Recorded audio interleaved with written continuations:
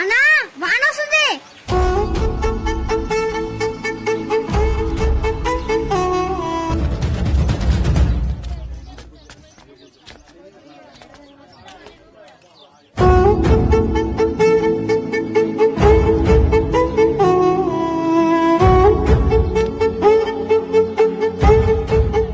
తడుస్తుంది ఏంది మామ?